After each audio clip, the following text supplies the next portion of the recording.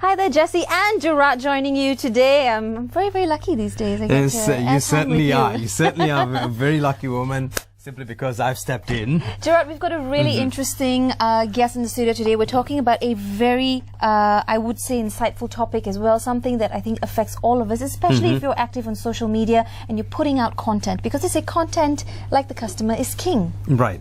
But there's a lot of content out there, and how do you aggregate this content, and how do you decipher what's good from bad? There's a lot of questions going on about content, but I guess it is someone's right. If it's good or bad content, it belongs to someone, and of course that has to be looked after, right? Right, especially if it's your content and you're putting it out there, you want to be protected as well. So for this discussion, we have Ray Young is in the studio. There you go. Founder and CEO of Rightsledger. Ladies and gentlemen, please welcome Ray Young.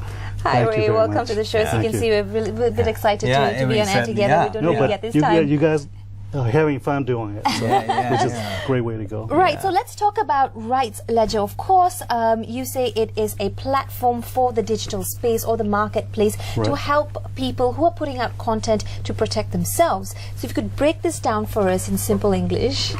Well, basically, digital content is just like any other property. So people that create it have ownership rights to it. The problem is that most of the platforms that are being deployed in the marketplace, when you use them, they own them. You sign your rights away. So the reason why they do that is because they need the ownership rights so they can make money from it, right? And then they can decide how they want to pay you. Yes. At the end of the day, it's all about making money. Yeah. Right. But how long ago? Sorry for butting in, but how long ago did we realize that we're being taken by a ride from what we think are free platforms? Yeah, so I think if you look at the events that went on with Facebook and YouTube in recent months or year, where they were caught infringing on people's rights, using the platform for political purposes, YouTube doing demonetization algorithm to dictate how much they want to pay for something. So those they got exposed a couple of years ago. So I think about 2 years ago, people are starting to see why this matters. Right. I mean, the way I see things going, Jess, is like the world's carrying on autopilot. Things are happening. Of course, we've got the World Wide Web, and things are happening there too. But I guess in the end, there'll be about 5 or 6 rich people in the world, and the rest of us will be left to. And you guys are coming in like the knight in shining armors to try to sort this out. Yeah, but I think it's true. I think it's important as well, because it's a space that has been left unattended.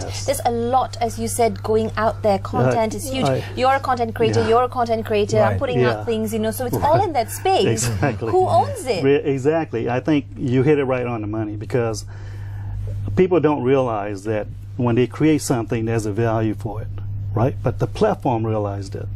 So the platform said, hey, I built this platform. I'm letting you use it. I'm giving you the exposure, so I get to make all the money.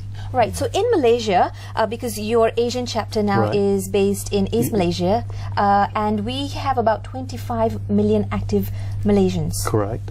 On social media, actively, 25 million and counting, putting out all sorts of content there. But it's also based on the backbone, which is blockchain technology. Correct. So how does this work, and at what point can people start to sort of engage with Rightsledger? Right. So we have our social media platform called Millennial Plus Portfolio. So Melio. It's kind of a play of words. Yes. I like that. So Melio will allow you to upload your content and claim your ownership on the blockchain. So we record your ownership after validation, right? And it's free. Right. Hang on. There's one very interesting question here. Now that blockchain is involved, so it is a sort of a ledger that makes sure all accounts are there. Correct. What happened to the ones in the past? So we start with the clean slate from what date? Yeah. So clean slate as soon as you use Melio. Because we can't fix the problem of billions of content that have already been exploited, right?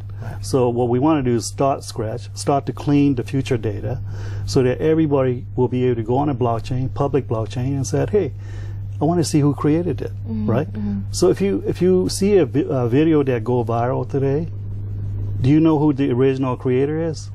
No, right? You need to do some fact finding. Everybody's sharing. Yeah. And if you go to YouTube, you put your content there, you get 10 million hits. You got 10 other people copying your content, and they get 10 million hits. But original creators got 10 million hits. But 10 other people got 10 million hits. He should have 100 million hits, right? So he should be paid based on 100 million hits. That is spread around. This somehow sounds like our music industry, but let's not go there. Okay, so for all this to happen, it's basically happening through a mobile app. Yes, so we'll have our web and mobile apps that will allow users to authenticate their ownership on the blockchain. Okay, so and our social media platform is a lot different in a way that we share our revenue with our content. Right. So when you say ours, it simply means there are other players in the market too. Yes, but there's we are the only one that is supporting what we call share economy. So if you take Uber, right, we are Uberizing digital content. So we built the platform, you use it, we make money for you, we share it. We split 50-50. So does this mean that this platform only caters to people who are generally content rich? You must have a lot of content. Can a layperson like me or Gerard get on that and make money? The content come in various different shape and form, right? So we have a social media platform that does anybody, just like a Facebook, any content. And we're going to accumulate the volume of hits, and we're going to equally share that. Then we also have our own streaming platform that's for video, longer video streams and stuff like that. And we kept that platform that like video producers can use to monetize. So and then we have our marketplace that allow the filmmaker to really sell license. So we've created 3 different platforms, but every platform, if the content is registered with us, is authenticated on a blockchain. And it's free. So that's the key thing. Very interesting. I just need to bring out a PSA. Okay. We will be going live to Putrajaya at some point. As soon as we get a signal from there, it is, of course, a crossover to witness the appointment of our Deputy Inspector General of Police. That's going to be happening very, very soon. In the meantime, we're speaking to Ray Young, the founder and CEO of Rightsledger. Now, with all the content going on, now, I think that the more important thing, and this is just my 2 cents, the more important thing here is making it easy for people to get on board. Right? No, you have your content. No, if there's just too many things to fill up and there's too many things to be done, people are not, I mean, our attention spans are just tapering by the day. Totally agree. So how do you make it easy for that to happen? So depends on what kind of content it is. So if you creating a photography or articles, it's simpler. But if you're doing a film, it has a lot more credits that you got to fill out, right? So when you go use our Melio to register, depending on the content, we have a dynamic page that come and ask you what to fill out.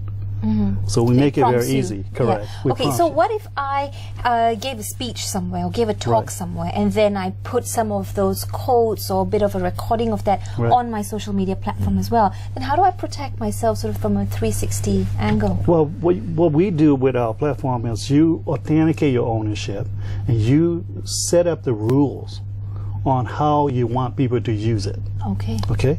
So when people come and say, hey, I want to share, something will pop up and say, hey, this is the original creator said, you have to agree that you have to give credit to her, and if you make money, you have to pay her. So you can have that kind of rules with our platform. Okay, but very quickly, just going back to the basics, isn't sharing content sort of fundamentals? Is one of the important things that people do on social media anyway. I mean, Facebook has a share button, Instagram has a share button, Twitter, and that's how you become a success. Exactly.